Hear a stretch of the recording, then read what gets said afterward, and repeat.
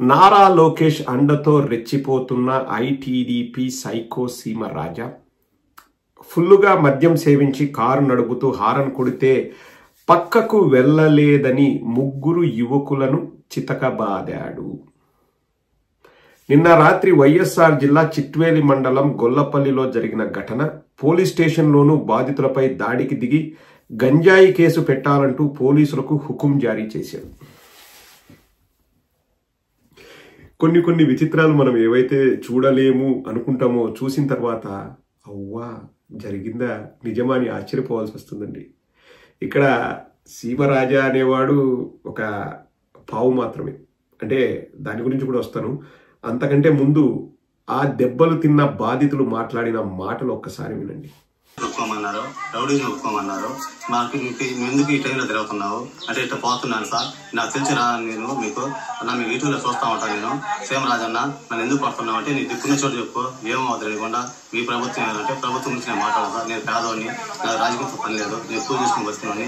నేను ఏదైతే చేసుకో, నేను చంపేస్తాను, కొట్టేస్తాను, ఏదో అది కేసు రాస్తా, ఈ కేసు రాస్తా, అది ఇది ఒప్పుకో, లేదంటే నేను చంపేస్తాను బెదిరించి నన్ను 70 అంశాలు పెట్టి కొట్టి చాలా గందరగోళంగా చేసి లాస్ట్ రాత్రి నేనైతే చచ్చిపోవాలని అనిపించింది సార్. రాత్రి చంపేస్తాను అనుకున్నా సార్. నేను భయపడి ఊరికి వచ్చి ఈ ఊళ్ళో కూడా అడిగితే ఈ ఊళ్ళో పాప పెద్ద లేచి అతను సమానం చికెన్ చోటు ఉండి కూడా అతను మళ్ళీ కాళ్ళు తీసుకెళ్లి 70 అంశాలు పెట్టి చిన్నగా పట్టా సార్. కట్టితో తీసుకుని రాళ్ళ కడుపుల్లో నాకైతే చెవులు ఏం ఉండడం లేదు సార్. ఒక నేను చెప్పి మాట్లాడినా నాకు ఉండడం లేదు. అలాగే మరొక సోదరుడు చెప్పేది కూడా ఒకసారి వినండి. మేము రాయంపేట నుంచి వస్తాము. కారు వెనక ఇది చిల్లవలపల్లి కాడ కారు దూరపల్లి కచ్చిలోపల్లి కాడ మధ్యలో కారు ఆరణ పడతా వచ్చినాడు. అన్న పోండి నాడినాము. కారు నిలబెట్టి ఎవరు పడకలని చంపబట్టి ఉంటున్నాడు. వాచి అక్కడ ఎందుకన్నా ఈ మారి చేసినాను. అటువంటి ఉంటే లేకుంటే ఉన్నాను. ఆయన నా గొంతు పట్టుకొని పిసుకుతాడు, కొడతాడు. ఎందుకున్నా అటువంటి భూమి మీద ఉండటం వేస్ట్ నా. హారన్ కొడితే పక్కకు జరగలేదని చెప్పేసి అమాయకుల్ని పేదవారిని కొట్టడమే కాకుండా కొట్టి బెదిరించి వాళ్ళని స్టేషన్ దగ్గరికి తీసుకెళ్లి, స్టేషన్లో కూడా కొట్టే వీడియో ఉందండి, అది నేను చూపించలేను. అక్కడ కూడా కొట్టి పోలీసు వాళ్ళకే చెప్తున్నాడంట గంజాయి కేసు పెట్టండి వీళ్ళపైన అని చెప్పేసి. అసలు మద్యం సేవించి కారు నడపడమే తప్పు. నడపడమే కాకుండా పోలీస్ స్టేషన్కి వెళ్ళి పోలీసు వాళ్ళకి అంటే దిశానిర్దేశం చేస్తున్నాడంట. ఒక తాగుబోతు పోలీస్ స్టేషన్కి వెళ్ళి పోలీసులతో చెప్పడము, మీరు నేను చెప్పినట్టు చేయండి, వీళ్ళ మీద గంజాయి కేసు పెట్టండి, నేను హారన్ కొడుతుంటే వీళ్ళు పక్కకు పోవట్లేదు అని చెప్పేసి. ఇక్కడ మళ్ళీ ఒకటే విషయం మనం ఫాలో అవుదామండి. ఎవరిది తప్పు ఎవరిది ఒప్పు, అది జరిగిందా జరగలేదా, రేపొద్దున వాళ్ళు వచ్చి ఇంకొక వర్షన్ చెప్పేసి లేదు నేను మామూలుగా వెళ్తుంటే వాళ్ళే తాగొచ్చి నన్ను కొట్టారు, అప్పుడు నేను పోలీస్ స్టేషన్కి తీసుకెళ్ళాను, ఇట్లా ఏమైనా చెప్పొచ్చు. కానీ డ్రింక్ అండ్ డ్రైవ్ అన్నది తప్పండి. డ్రింక్ అండ్ డ్రైవ్ కేసులో ఒక వ్యక్తి వెళ్ళి, సోయలేని వ్యక్తి వెళ్ళి పోలీసు వాళ్లకు చెప్పడం ఏంటి, వీళ్ళపైన గంజాయి కేసులు పెట్టండి అది ఇదని. అంటే ఇవి మామూలు రాజ్యాంగంలో అయితే మనం చూడలేమండి ఇటువంటి చట్టాలు. ఇప్పుడు పోలీసు వాళ్ళు ఒకవేళ అతను తాగుబోతు వచ్చి చెప్పేది వింటున్నారు అంటే అది కేవలం ఎర్రబుక్ రాజ్యాంగానికే సాధ్యం. మామూలు మన రాజ్యాంగంలో అంటే ఒకవేళ నిజంగా పోలీసు వాళ్ళు అతన్ని ఏమనకుండా వదిలిపెట్టారంటే పోలీసు వాళ్ళని ఏం చేయాలంటే మన భారతీయ న్యాయ సంహితలో కూడా ఉండదేమో ఏ సెక్షన్ పెట్టాలని. అంటే ఇవన్నీ కొత్తవి, ఫస్ట్ ఆఫ్ ఇట్స్ కైండ్ ఎర్రబుక్ రాజ్యాంగంలో మనం చూస్తున్నాం. ఇంకా ఇప్పటికీ వంగలపూడి అనిత గారు హోమ్ మినిస్టర్గా కొనసాగుతున్నారంటే నాకు ఆశ్చర్యం కలుగుతుంది. ఎట్లా చెప్పాలో కూడా అర్థం కావట్లేదండి. అంటే ఇంకా చట్టాల్ని ఇంత ఓపెన్గా మా చేతుల్లోకి తీసుకుంటాము, మేము ఏదైనా చేస్తాము, మేము మా ఇష్టారీతిన వ్యవహరిస్తాము అని ఇక్కడ మాట్లాడడము అసలు ఇంకా దేనికి సంకేతం అండి. ఇక్కడ నేను చదువుకోని వాళ్ళని నేను ఎక్కడ అగౌరవంగా మాట్లాడట్లేదండి. చదువుకోని వాళ్ళకు కూడా చాలా తెలివితేటలు ఉంటాయి, విజ్ఞానం ఉంటుంది, వాళ్ళకి అనుభవం ఉంటుంది.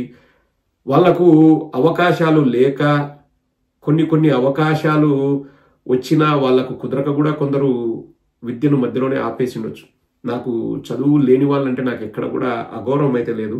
కానీ అన్ని అవకాశాలు ఉండి చదువుకునే ఆ సౌకర్యం ఉండి కూడా కొందరు చదువుకోకుండా వెధవల్లాగా తయారవుతుంటారు.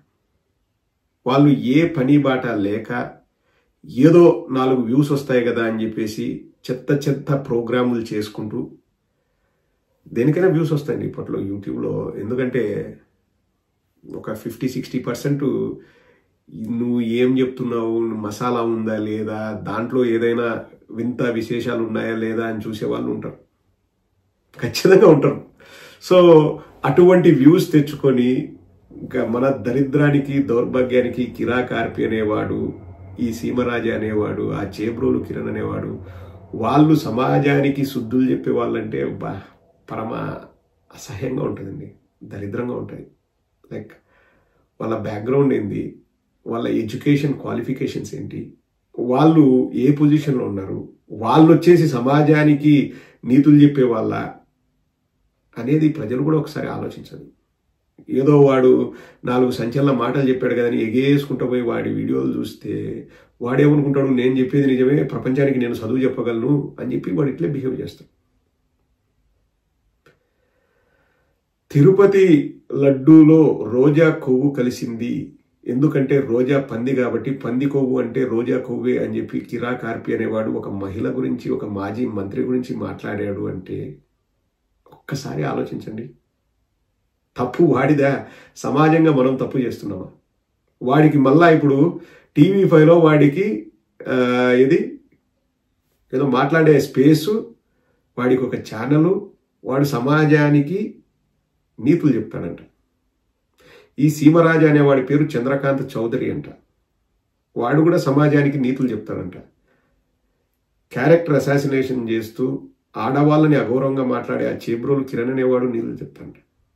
ఇప్పుడు కింద ఎవరు కామెంట్స్ పెట్టక, నాకు అసహ్యంగా అనిపిస్తుంది. నేను ముందే చెప్తున్నా అవతల వాళ్ళకే, మీ పార్టీలో వాళ్ళు చేయలేదా వీళ్ళు ఎవరు చేసినా తప్పే. నేను ఎవరిని మా పార్టీ వాళ్ళని వెనకేసుకురావట్లేదు, నేను ఎంకరేజ్ కూడా చేయట్లేదు. నేను చాలాసార్లు చెప్పా ఇవి తప్పు.